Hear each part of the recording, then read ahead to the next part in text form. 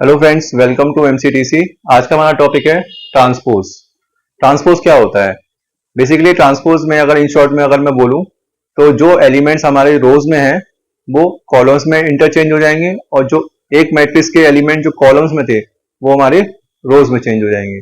Suppose करिए कि हमारे पास कोई मैट्रिक्स है ए नाम से और इसके अंदर एलिमेंट है 2, 4, 6 और 8 और दूसरी जो मैट्रिक्स है हमारी बी नाम से, उसमें एलिमेंट है 3, 5, 7 एंड 9।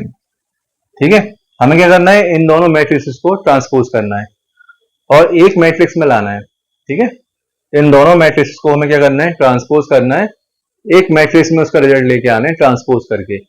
सपोज करिए कि हमारे पास कोई मैट्रिक्स है सी नाम से। अब ये जो सी नाम की जो मैट्रिक्स बनेगी, कितने एलिमेंट होंगे इसके अंदर? देखिए 2 रो है और 2 कॉलम है, यानी टोटल कितने हो गए? टोटल कितने हो गए? सी इक्वल्स टू कितनी रो बनेंगी? देखिए 2 रो है और कॉलम कितने हैं? 4। तो यानी कि ये हो गया हमारा R0, ये हो गया हमारा R1, ये हो गया हमारा C0, C1, C2 and C3। ठीक है, तो 2 रो और 2 कॉलम हो गए, सॉरी 2 रो और 2 रो और 4 कॉलम बन गए। अब देखिए इसमें जो रो में जो एलिमेंट्स थे हमारे इस मैट्रिक्स में वो कॉलम्स में आ जाएंगे। तो ये जो एलिमेंट थे हमारे R0 में, ये हमारा R0 है, ये R1 है, ये हमारा C0 है, ये C1 है। इसी तरीके से ये R0 है, ये R1 है, ये C0 है, ये C1 है। ठीक है, तो A नाम के एरे में, A नाम की मैट्रिक्स में R0 पे जो एलिमेंट्स हैं हमारे वो कॉलम्स में आ जाएंगे। यानी कि ये 2 और 4 है तो ये हमारा इस तरीके से आ जाएगा, रो में है ये, तो ये आ जाएगा कॉलम में, तो ये आ जाएगा इस तरीके से 2 और 4। देखिए रो का जो था वो कॉलम में इंटरचेंज हो गया, यही है आपका ट्रांसपोज। रो का कॉलम में और कॉलम का रो में, यही होता है ट्रांसपोज। इसी तरीके से R1 में जो एलिमेंट्स है हमारे वो C में C1 में आ जाएंगे, तो ये हो जाएगा हमारा 6 और 8। इसी तरीके से दूसरी जो मैट्रिक्स है हमारी, इसमें R0 पे वैल्यू क्या है? 3 और 5, तो ये 3 और 5 इस तरीके से आ जाएगा। इसी तरीके से R1 में 7 और 9 प्रिंट हो जाएगा। तो इस तरीके से हमारी ये मैट्रिक्स क्या हो जाएगी? ट्रांसपोज हो जाएगी। तो उसी पे मैंने ये प्रोग्राम बनाया है आप लोगों के लिए। ठीक है, आइए इसको समझते हैं। सबसे पहले हम क्या करेंगे, 2 एरे बनाएंगे। 2 डायमेंशनल एरे होगा हमारा। इसमें कितने एलिमेंट स्टोर होंगे? 9 एलिमेंट। इसी में 9 एलिमेंट स्टोर हो जाएंगे। ठीक है, अब 2 मैट्रिक्स है तो 2 फॉर लूप के लिए हमें 2 वेरिएबल की जरूरत पड़ेगी। तो हमने एक i और j नाम का 2 वेरिएबल क्रिएट करे हैं। cr फंक्शन लिखा है। इसके बाद हमने printf फंक्शन का यूज किया, यूजर को मैसेज दिया कि वो फर्स्ट एलिमेंट्स पहले जो है सबसे पहले मैट्रिक्स के एलिमेंट्स को इनपुट करे। तो हमने लिखा एंटर द मैट्रिक्स एलिमेंट। ठीक है ना, फिर हमने नेस्टेड लूप यूज किया for i equals to 0, i is less than 3, i plus plus. ये हमारा रो के लिए हो गया और ये हमारा किसके लिए होता है? कॉलम के लिए होता है। ठीक है, तो ये आउटर लूप है, ये इनर लूप है। तो ये आउटर लूप रो के लिए काम करेगा, जो इनर लूप है वो हमारा कॉलम के लिए काम करेगा। तो यहाँ पे j equals to 0, j less than 3, j plus plus. हमने क्या करा? स्टोर कराया। तो ये वैल्यू हमारी कैसी है? इंटीजर टाइप की है, तो हमने %d यूज किया। एड्रेस ऑफ ai0, तो i की वैल्यू क्या है इस समय? यहाँ पे 0, तो ये 0 हो गया। j की वैल्यू भी अभी इस समय 0 ही है, तो a00 पर क्या वैल्यू आ जाएगी? जो यूजर एज अ इनपुट करेगा वो वैल्यू हमारी a00 पे स्टोर हो जाएगी। ठीक है, अब j की वैल्यू क्या होगी? फिर इंक्रीज होगी। j की वैल्यू क्या होगी? फिर 1 हो जाएगी, 0 से 1 हो जाएगी। तो ये हमारा हो जाएगा a01। ठीक है, इसी तरीके से फिर j की वैल्यू फिर होगी 1 से 2 होगी, तो यहाँ पे वैल्यू क्या हो जाएगी? 2 हो जाएगी। ठीक है, तो इस तरीके से हमारी जो एलिमेंट्स है स्टोर हो जाएंगे। अब हमें क्या करना है? इनको ट्रांसपोज करना है। अब ट्रांसपोज के लिए हमने क्या लिखा है?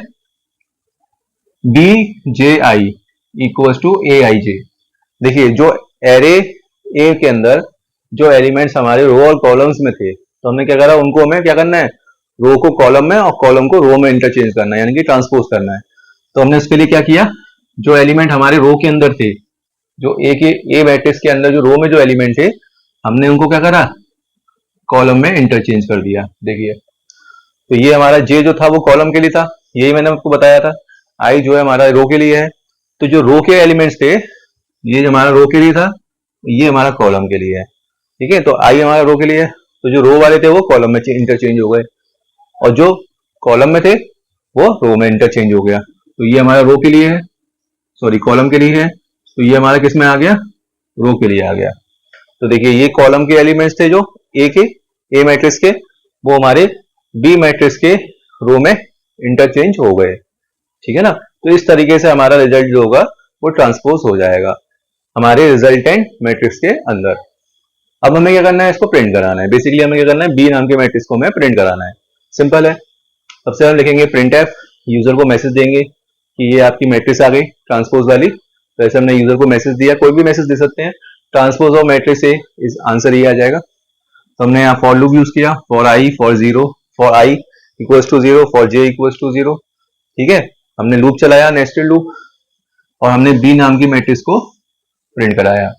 तो देखिए आई की वैल्यू जीरो, जे की वैल्यू जीरो, तो यहाँ जीरो यहाँ भी जीरो, तो बी जीरो जीरो पे जो वैल्यू होगी वो प्रिंट हो जाएगी आपकी, है ना।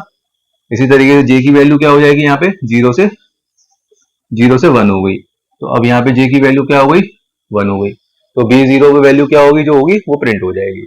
इसी तरीके से वन की वैल्यू फिर हटेगी, वन वन अब आपका हो जाएगा टू हो जाएगा, तो अब ये जे की वैल्यू क्या हो जाएगी, यहाँ पे टू हो जाएगी, तो बी जीरो टू पे वैल्यू जो होगी वो प्रिंट हो जाएगी। तो इस तरीके से हमारे सारे जो एलिमेंट्स हैं वो प्रिंट हो जाएंगे, ठीक है। ये हमारा न्यू लाइन के लिए हो गया।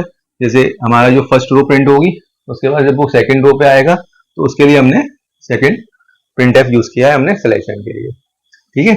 सपोज करिए इस तरीके से मैट्रिक्स हमारी, जैसे हमारा रिजल्टेंट मैट्रिक्स ये आया, सपोज करिए, ठीक है। तो हमारी जो एलिमेंट्स प्रिंट हो जाएंगे, जैसे ही वो नेक्स्ट लाइन पे आएगा तो उसके लिए हमने यहाँ यूज किया है प्रिंट एफ सिलेक्शन, ठीक है ना।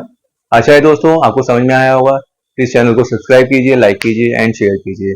अभी टॉपिक के बारे में आपको समझना हो, ठीक है, तो आप हमें कमेंट के माध्यम से संपर्क कर सकते हैं। Thank you.